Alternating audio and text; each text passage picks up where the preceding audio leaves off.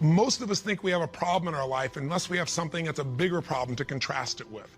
And when you see this story and you walk through their exact life experience of the course of these 2 years, the year that we work with them is 30 days, but you see the course of what's happened to them by finding out what's happened a year later, you begin to understand that it doesn't matter what happens in your life, you are more than any moment. There's no challenge you can't face and overcome. The events of our lives don't control our lives, our decisions do.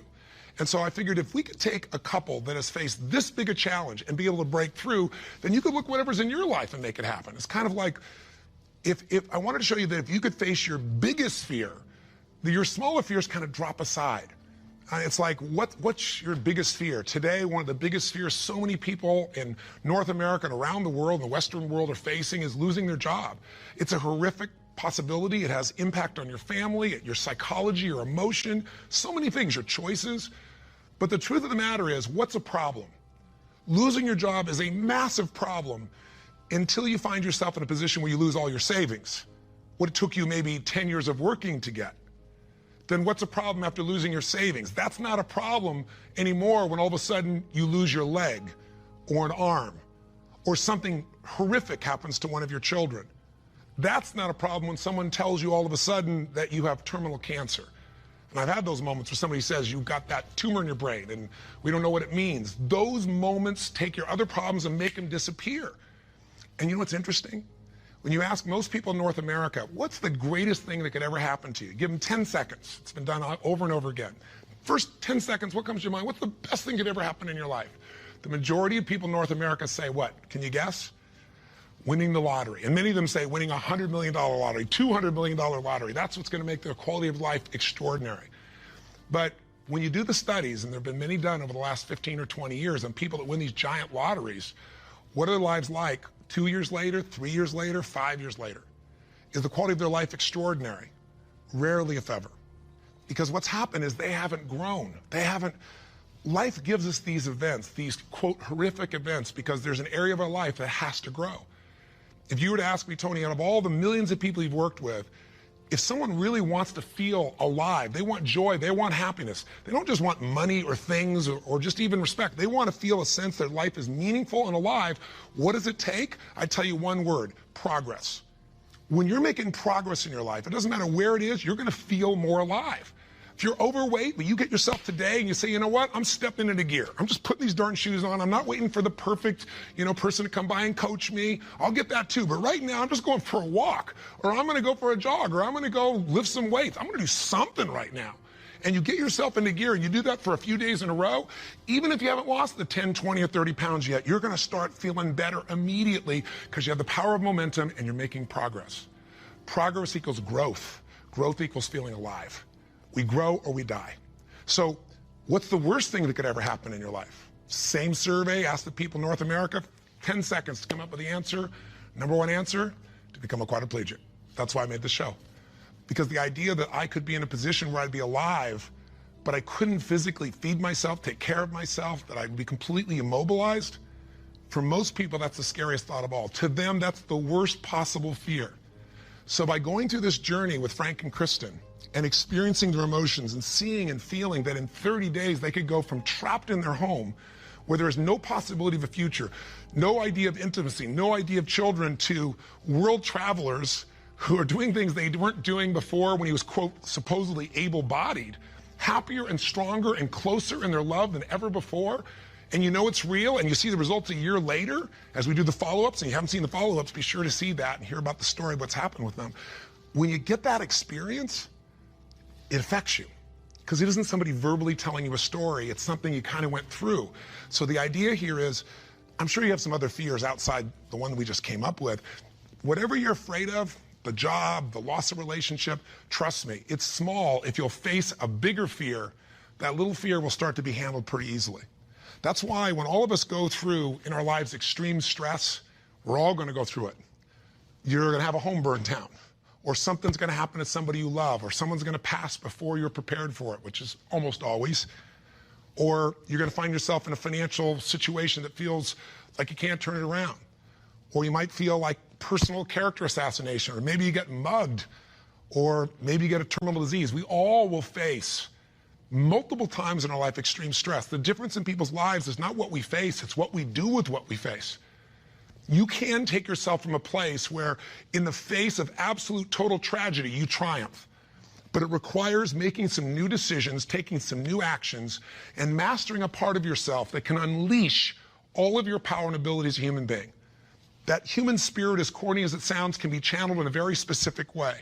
And if you do, the game of life changes. So I'll give you another example outside Frank and Kristen. A friend of mine who just passed recently, he's always been a deep inspiration to me. His name is Art Berg. And Art's a guy that was a young man, good-looking, strong, athletic. He lived in Utah. And he fell in love with his absolute sweetheart. She was, the most popular girl, the most attractive girl. She met all the criteria of a college boy. And his buddy and he are driving across the state to go to where he's going to get married. And he falls asleep in the back seat while his best friend is driving. And his best friend falls asleep in the middle of the night as they're driving. My friend Art Berg woke up rather intensely on the desert floor with the car upside down, his legs trapped beneath it, and unable to feel anything. He became a quadriplegic in an instant. His friend actually was beat up, but actually survived. Now, what do you do in a situation like that? Well, the first thing most people do is they want to curse God or they want to curse their friend. It's not their fault. Most of what happens in our lives is not our fault, but what we do with it is going to determine the quality of our lives. Sometimes it is our fault, let's be honest. But lots of times, events happen. Stuff happens, or whatever word you want to replace stuff with. You know what I'm talking about.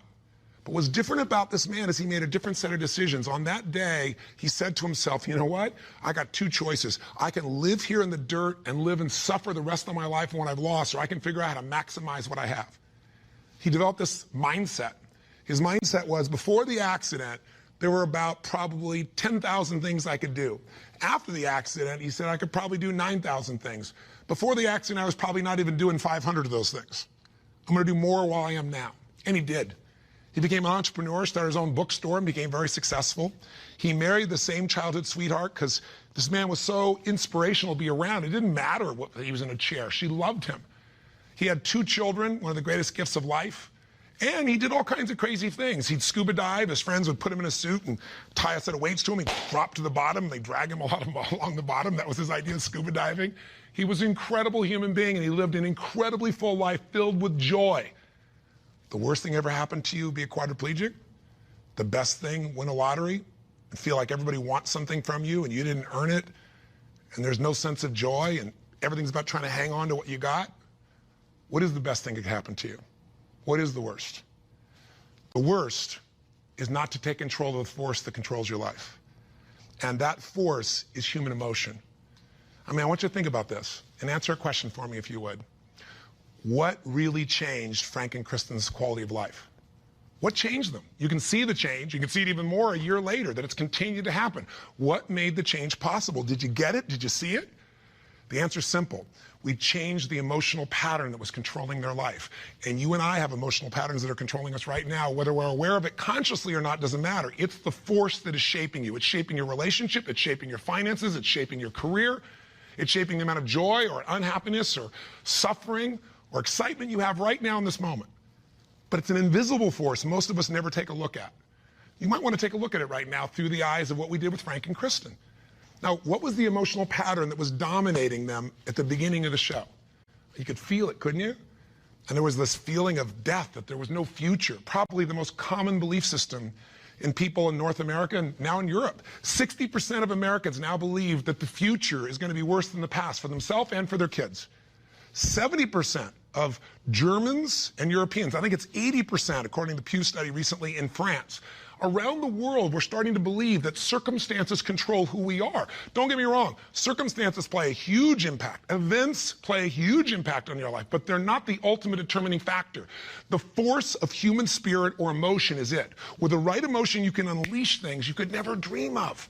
And I know you know this is true. So take a look, let's analyze. Where do these two live after the accident? Well, where would you live if you were Kristen? I mean, you've lost your future, supposedly. There's no intimacy. There's no chance of children. You've become the full-time nurse to your husband who you love, but now you're changing his catheter every few hours. You're afraid to leave the house because you're afraid, what if he falls over? He may stop breathing. I mean, there's no life. So she goes from the emotions of feeling depressed, for the life she's lost, to feeling angry. I call it a crazy 8. We get tired of feeling sad, and then we'll get angry for a while, and then we beat ourselves up for being angry at ourselves or God or our partner, and then we get all depressed again. It's a common pattern. You don't have to have something like their event happen in your life to get stuck in a crazy 8. But interestingly enough, she's living in that place, and now what's Frank doing? Frank wants to help his wife, but he's got a limitation we got to break through. He's got a belief. All breakthroughs start with a change in your beliefs. Because once you believe how something is, that means you're certain that's how it is. If you're certain it can't change, you're right, it can't. I can't convince you. No one else can convince you. And Frank's thinking, I'm helpless, and I've harmed my wife. And he's living with the emotions of guilt and sadness and depression. And when he's tired of that, he gets completely overwhelmed because he says, if I just would have not jumped in, or if I would have jumped in a different spot, or a million other things, if they were different, then I wouldn't have destroyed my wife's life. Instead of saying, my wife needs me right now, and I don't give a damn if I'm trapped physically in this chair, my soul, my spirit's going to reach her. That's my assignment, to get him to remember that power. To not only get him to remember it, but to get him to use it and shift his wife. And that's what we did through this process. How? Well, the process really was giving him a series of experiences that would change his entire belief about who he is. I could try to tell him, oh, here's what you can do. Yeah, I'm 6'7", and I obviously have use of all my appendages. Easy for me, right? But if I get him to have some experiences, like I bring him to Fiji, and I show him he can get out of the house, more than get a house, become a world traveler, and go through all the challenges that are part of that if you watch our little section of the story behind the story, you'll hear some things that weren't in the show about that, by the way. But I get him to travel to Fiji, and the first thing I got to do with him is I got to get him to experience, not know intellectually, but experience he can make a difference for his wife. He is not helpless. She needs him, and he can transform her. He can take her from crying, sad, out of control, angry, to laughing and giggling and feeling love that fast. It's a beautiful moment in the show if you watched. And all it is something called presence.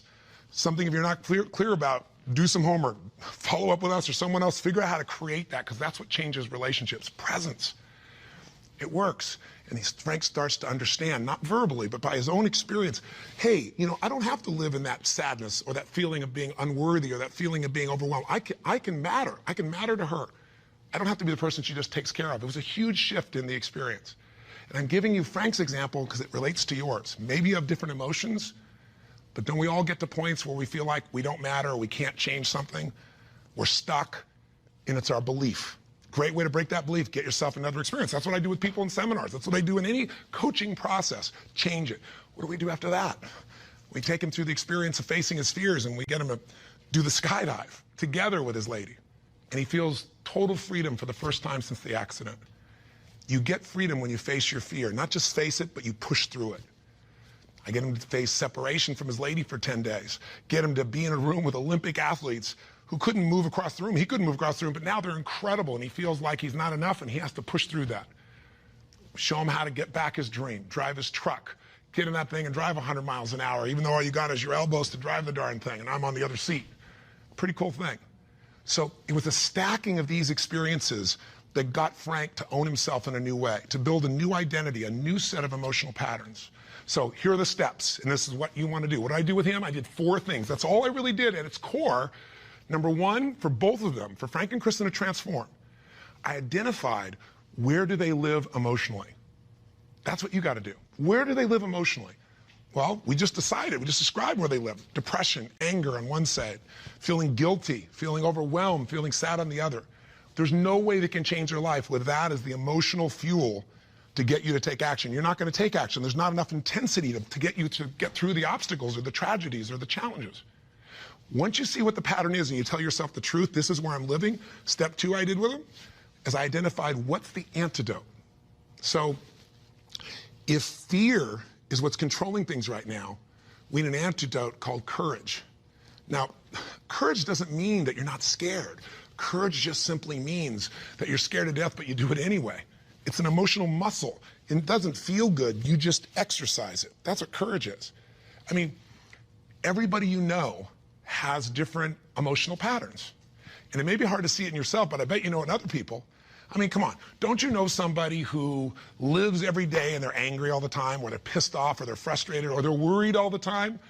I mean, haven't you met people at different times who, don't you know somebody that's always kind of playful or crazy or cracking jokes? Better yet, do you know somebody who's not really funny, but they think they are?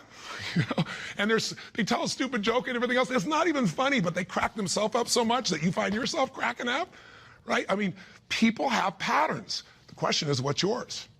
See, if you can identify the patterns in other people, you can start to see them in yourself as well. And you know what we all do?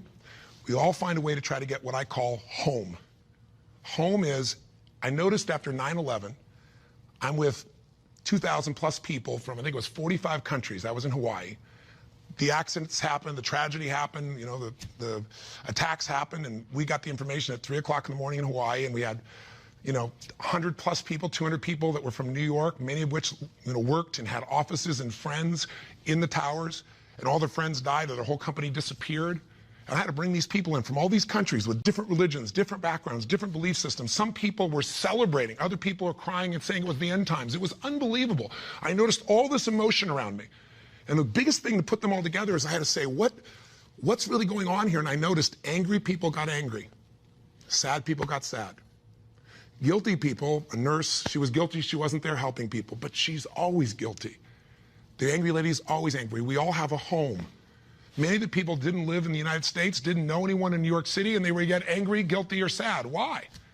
They weren't angry, guilty, or sad about the 3,000 people a day that die of cancer and heart disease. They're all mothers, fathers, children. I pointed out that day. You can't be convenient with your compassion, and yet most of us are. We're unaware that we use events as a trigger to get home, back to the patterns we know, even if it's uncomfortable. So if you identify where you live, emotionally, the patterns that are limiting you, the second piece is find the antidote. Courage can replace fear. If you're feeling this unbelievable feeling of overwhelm, you need love or support. And not just go get it, go give it. See, finding that antidote starts to change the game. And then after you identify it, you find the antidote. Number 3 is you got to practice that emotion. I know that sounds weird. I'll explain what I mean in a moment. But you got to do that emotion enough consciously that you can go from frustrated or depressed to determined. And you know how to shift that gear, and it's not fake, it's not some pump up, it's real. And it changes your life when you can do that like that. And it's a biochemical change. It's not some I'm happy, positive thinking BS. That's not what I teach. I'm not here to tell you go to your garden and chant there's no weeds. I'm here to say there's the weed, go pull it out. But you're not going to pull it out without determination, without passion, without commitment. Am I making sense? So if you know the pattern, if you find the antidote, if you practice it enough, and then the final step, you condition it. You practice enough that you can just automatically go into it, that's when your life changes.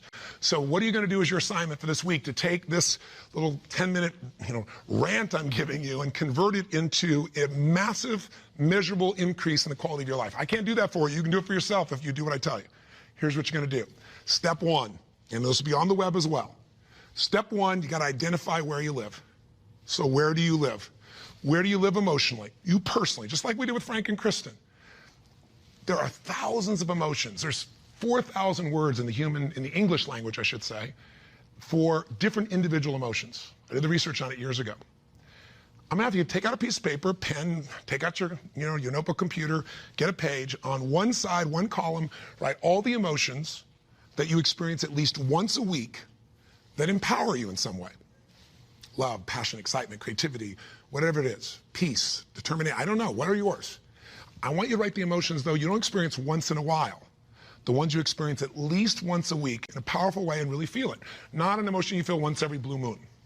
On the other side of that page, or if you do it on our little application or wherever we put it here, the other side I want you to write all the negative emotions, or to be more fair, all emotions can be positive if you use them, all the disempowering emotions. The ones that tend to put you in a state where you don't follow through. And I want you on that side to write all of them and do it simultaneously. Just keep making your list. What are the emotions I go into that mess me up, like feeling frustrated or overwhelmed or lost or alone or depressed or pissed off and rageful, whatever it is you go.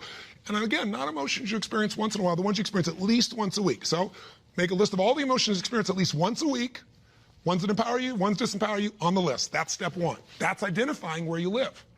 And circle the top 2 out of the whole list that you experience most often that are empowering, and the top 2 you experience most often that are disempowering. That'll be step 1. Now, I'm trying to explain it to you here, it'll be right in front of you as well, so if you forget what I'm saying, it's going to be on the little checklist. But I want you to know what I mean. Step 2, let's identify the solution. So you look at your list, and you see on the disempowering list, I got sadness and depression, or I got feeling lonely, or I've got feeling rage and anger, or I got feeling fear. What emotional state would you like to feel in that situation that would change your life? If it's fear, maybe it's courage. Again, courage doesn't mean it's easy, doesn't mean you feel, confident. It just means you're going to do it anyway. Maybe it's determination. Maybe instead of feeling alone, you feel loving and you go give to somebody else. What's the antidote? What's an emotional pattern that if you live that, it would change the game? Is it faith? Is it passion? Is it courage? Is it playfulness? You're taking things just too damn seriously. You've forgotten perspective. Go watch the show again. See if you really have a problem. See if your problems are as challenging as the people you just saw who transformed their tragedy into something tremendous, something beautiful, something magnificent, something meaningful, something that can even help other people that are watching. That's the beauty. So that's the second step. What's the antidote? Come up with your antidote emotion. Step 3 is you got to practice that emotion. Now, I know that sounds silly, stupid, kind of weird. But if you came to a seminar with me, you'd see, 3,000, 10,000 people. And we do this, and we condition that a new emotion till you can shift gears. Have you ever heard about the fire walk? It's not about the fire walk. I do skydiving, all kinds of crazy stuff. It's a metaphor for how do I go from afraid, fire's metaphor for whatever you don't follow through on in your life, whatever holds you back, to snapping and going to a state of mind where I just move through. It's not this big mind over matter thing. It's mind over emotion. It's shifting. And when you learn how to go from scared to determined in action, what can't you do in your life? So we show you how to do that. But for right now, I'll give you just a quick example. Understand that emotion is really created by motion, by the way you use your body. So quick example, real quick. Imagine a time when you know someone who's depressed or you were depressed. If you ever felt that way, I'm sure you have at some time. And think about what you do with your body. When somebody's depressed, do they get all excited, talk faster, gesture? No. Everything kind of slows down, doesn't it? What happens to your shoulders? They drop. Where's your head when you're depressed? Drops. Where's your breathing? Full or shallow? It becomes shallow. You talk loud and fast or slow and quiet? Slow and quiet, more hesitant. Now, emotion is created by motion. You can try and think yourself and I'm happy. But if you go, I'm happy, and your body's like this, nothing's going to change. We can change our biochemistry by eating, by taking a drug, by smoking a cigarette, because then you take a different breath, you eat food you like, you fill up your tummy, and you start to breathe nice. Your whole mental, emotional state changes, doesn't it? So what I'm saying is you don't need the cigarette, you don't actually need the food. You can just physically learn to say, this is what I do when I'm depressed, this is what I do when I'm most determined. There's this gesture I made. I remember one time when I was a kid, or one time I got pissed off and what did I do? I made a gesture, I stood taller, I looked the person in the eye, I spoke with more authority. Now, my idea of passion and determination may be a little over the top for you, and I get it. I'm a crazy mofo, and I'm a passionate human being, but you can do your version. What do you do when you're really feeling something like determined? What do you do when you are passionate? With your face, with your voice, with your body. Just practice and make a contrast. Here's what I do when I'm sad. Here's what I do when I feel loved. Here's what I do when I'm worried. Here's what I do when I'm determined. That's what I mean by practice. And I'd love to have you in an event, but I'm trying to give this to you so you can do it right now, and you can. And maybe this would be helpful to do with friends so they can give you feedback and say, here's what you do. I see you do this when you're really strong. I see you do that when you're kind of weak. That's the third step. Practice. Now, what's the assignment? Figure out your emotions. Where do you live? Positive, negative. What are the big primary antidotes? What emotions do you need? Practice the emotions you need so you can go into them a few times. Sounds a little weird, but if you do it, you'll see it's actually quite fun. Feels powerful. Maybe do it with a friend. That's the easy way to do it. And condition it. And that means take the next 3 days, do this 3 times. Figure out the difference and shift from not sure, worried to determined. From overwhelmed, I don't know what to do, to focused. And you just deliberately, physically make the change from one to the other. 3 times for 3 days. If you're bold, do it for 7. But if you do this 3 or 4 times a day for 3 to 7 days, you'll start to get a pattern in your body. And the pattern in your body, a new pattern, means a new life. Our life's a reflection of our emotional patterns. If you live in sadness and depression, you could have $1 billion and your life is called sad and depressed. If you're living feeling grateful, feeling alive, feeling passionate, your life is filled with gratitude and passion. Doesn't matter what's happening anywhere else. And you can face any challenge from those emotions and you can overcome. Does this make sense? This is how you can take what you watched in that show and convert it into some actions that'll change you. Very simple approach. Or come see me or get some coaching. I've got all kinds of resources, but this is something you can do right now. You don't need anybody else to make happen. You just need a little ability to take action. Make sense? And if you haven't seen the show, for God's sakes, go on Hulu and watch the show, or all this will just sound like a bunch of words. If you've had the experience, and you know what I'm talking about, and you've witnessed it, it'll be real in you right now, and you'll get a sense of what you can do to move forward. And if you can't find it on Hulu, once again, send us a little email, and we'll make sure we find a way for you to be able to observe or experience the show directly. And last thing I'll say to you is, the best way to keep something in your body is share it with somebody else.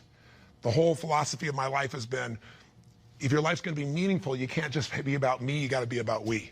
So if you can, if you feel like it, if your spirit's touched by this, help us pay it forward.